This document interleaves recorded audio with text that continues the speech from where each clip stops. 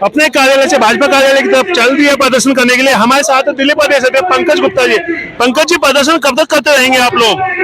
अरे जब तक तानाशाही चलेगी प्रदर्शन करते रहेंगे। भैया मैं तो बोला चुनाव बंद करवा दो देश में। मोदी जी से बोलो जब चुनाव में धांधली से तुम्हें जीतना तो चुनाव का ड्रामा क्यों कर रहे हो? सारी सरकार पार्षद में, विधायक में, सांसद में सब इन्हीं को दे दो, अब चुनाव बंद कर। आपको 2024 में लगता है कि आप इन संघर्ष से सामने कर पाएंगे? हम जनता को जगा रहे हैं, जनता जाग गई तो ये परिवर्तन तय है। दिल्ली तो इनसे जीती नहीं जा सकते किसी हाल में। दिल्ली में इनको पता है इनकी हार निश्चित है। आपका एक इंडिया गठबंधन बनता है लेकिन वो भी बीच में टूटता हुआ नजर आता है। इंडिया गठबंधन पूरी तरह मजबूत है और सारे लोग एक है। और इंडिया गठबंधन वहाँ पे चुनाव लड़ रहा था मेयर का, लेकिन इनको पता था कि 20 वोट के सामने 14 वोट तुम्हारी छोटी पड़ेंगी, लेकिन इन्होंने कुछ वोटों को 8 वोटों को कैंसिल करके और अपनी जीत दिखा दी। रोहित जी, लोकतंत्र की हत्या आपने इसको नाम दिया है। बिल्कुल निश्चित तौर से लोकतंत्र की हत्या है, जो सरेआम वोट की चोरी की जा रही है।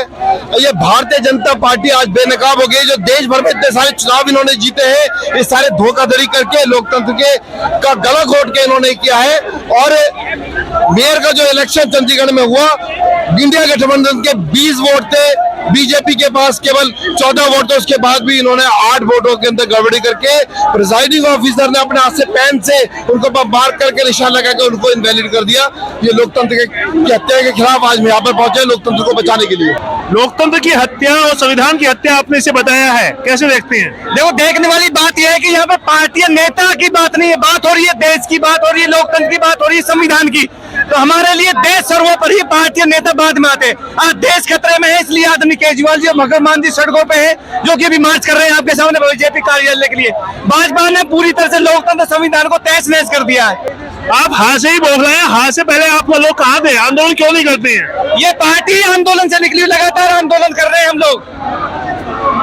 भाई साहब अशोक जी थे, अशोक जी ने साफ कहा कि हम बराबर आंदोलन करते हैं और आंदोलन की पार्टियां हैं। आप देख सकते हैं किस प्रकार आम आदमी पार्टी के कार्यकर्ता आश्वसित होकर आगे बढ़ रहे हैं। हमारे साथ हैं साक्षी बंसल जी, जो हरियाणा प्रभारी भी हैं। साक्षी जी, किस लिए प्रदर्शन आज फिर?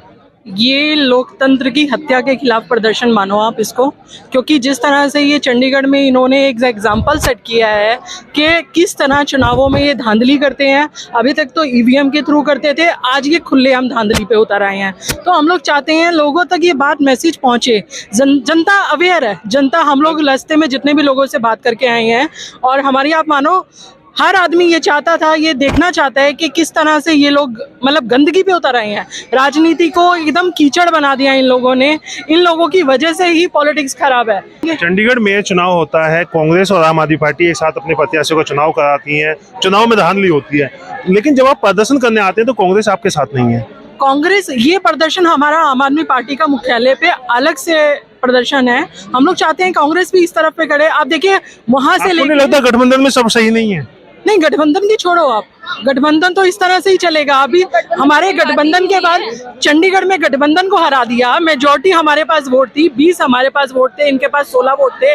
आप उसका जवाब दो ना, किस तरह से ये लोग मतलब किस तरह से लोकतंत्र की हत्या कर रहे हैं। मतलब तिल तिल तिल तिल करके लोकतंत्र खत्म करते जा रहे हैं। एक हफ्ते में 3 स्टेटों की सरकार, लेकिन विपक्ष फिर भी एकजुट होकर सड़क पर उतरने के लिए तैयार नहीं है। नहीं, हम लोग इकट्ठे हैं, हम लोग एकजुट हैं। ये आम आदमी पार्टी की तरफ से है, ये गठबंधन इंडिया की तरफ हर पार्टी अलग अलग प्रदर्शन करेगी, तो कहाँ से आपकी मौजूदगी दिखाई देगी? ये प्रदर्शन आम आदमी पार्टी का इंडिविजुअल प्रदर्शन है, और हम लोग चाहते हैं गठबंधन सरकार जो है हमारा इंडिया, वो भी इस चीज को करे और हर आदमी को आवाज उठानी चाहिए। शिबू सोरेन को देख लीजिए, आप कल अरेस्ट कर लिया उनको, किस तरह से वहां पर उनका मेयर ने उनका रिजिग्नेशन लेटर नहीं लिया और 2 दिन का वेट लगा दिया उसमें। आप किस तरह से मानोगे?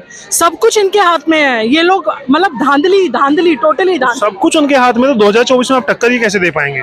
मुझे तो नहीं लगता लोकतंत्र खत्म है। आप ही बताइए, आप लोग मीडिया, आप आवाज उठाइए। अगर आपको लगता है ये गलत है तो आप आवाज उठाइए। हम आवाज नहीं उठाते तो यहाँ तक थोड़ी आते। हाँ, तो आप लोग हमारे साथ है, धन्यवाद इस चीज का, लेकिन ये आपको उठानी पड़ेगी आवाज अगर लोकतंत्र को बचाना है। कल को हमारे भी बच्चे हैं, आपके भी बच्चे हैं, हम लोग चाहते हैं उनको अच्छा फ्यूचर मिले।